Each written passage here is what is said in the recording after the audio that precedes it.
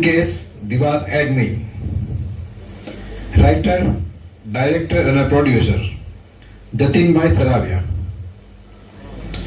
voice editing Ketanbhai Mehta, કલાકાર જતીનભાઈ સરાવિયા, મધુસૂદનભાઈ અશમાર અને મનીષાબેન Mehta.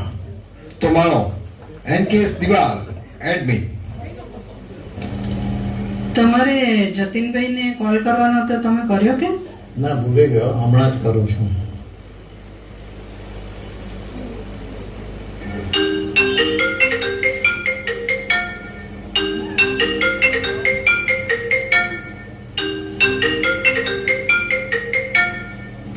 Hello જતીનભાઈ.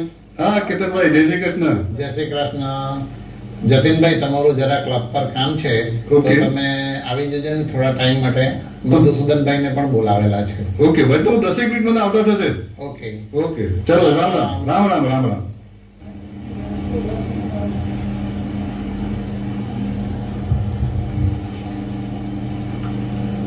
કેમ છો કેતનભાઈ? બસ મજામાં.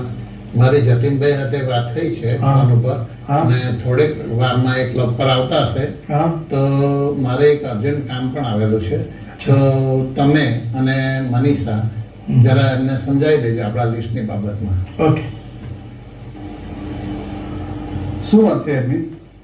શું વાત છે ભાઈ? આજે મને NKS દ્વારા એક લિસ્ટ આપવામાં આવી છે. શું છે તેમાં? આ લિસ્ટમાં એવા લોકોના નામ છે જે દર રવિવારે ક્લબમાં સમયસર આવતા નથી, વહેલા નીકળી જાય છે અને ગીતો પણ બરોબર ગાતા નથી. આ લિસ્ટમાં એક નામ તમારું પણ છે ભાઈ. તમે શું ઈચ્છો છો? NKS ઈચ્છે છે કે તમે સ્વીકારો છો કે દર રવિવારે ક્લબમાં સમયસર આવશો, ક્લબને પૂરો સમય આપશો, ક્લબના નિયમોનું પાલન કરશો, ગીતોના સૂર અને લય પર ધ્યાન આપશો. આ કાગળ પર તમારા સહીની જરૂર છે. ભાઈ, તમને યાદ છે કે ક્લબ ચલાવવા માટે એડમિનને કેટલી મહેનત કરવી પડે છે? ભાઈ, તમે સહી કરશો કે નહીં? ભાઈ, તમને યાદ છે કે એડમિન બીમાર હોય ત્યારે પણ રવિવારે બધું કામ છોડીને એમને ક્લબમાં આવવું પડે છે? ભાઈ, તમે સહી કરશો કે નહીં? યાદ છે, સભ્ય જે ગીતો સાંભળતા નથી પણ વચ્ચે વચ્ચે વાતો કરતા રહે છે, સેલ્ફી લેતા રહે છે. તમને યાદ છે ભાઈ? તમે સહી કરશો કે નહીં? હા, હું સહી કરીશ, પણ હું પહેલા સહી નહીં કરું.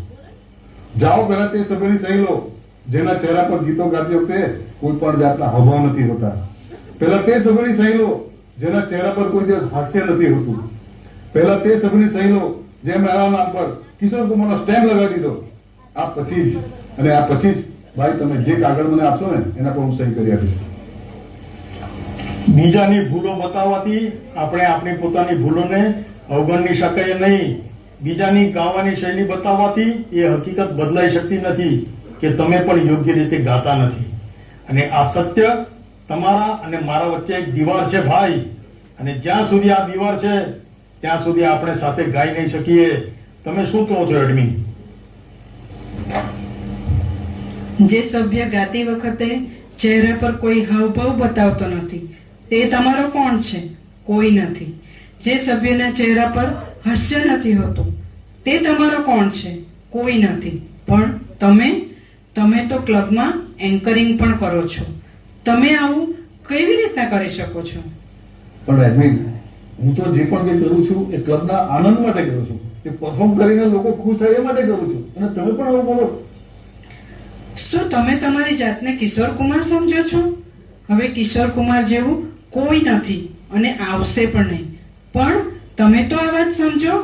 તમે જે રીતે ઈચ્છો છો તે રીતે પરફોર્મ કરો. પછી ભલે તમે રાજેશ ખન્ના બનો કે અમિતાભ, ક્લબને કોઈ વાંધો નથી. પરંતુ ક્લબના દરેક સભ્યોએ આ વાત ધ્યાનમાં રાખવી. ભલે તમે માનો કે ન માનો, ક્લબમાં એડમિનનો નિર્ણય અંતિમ રહેશે.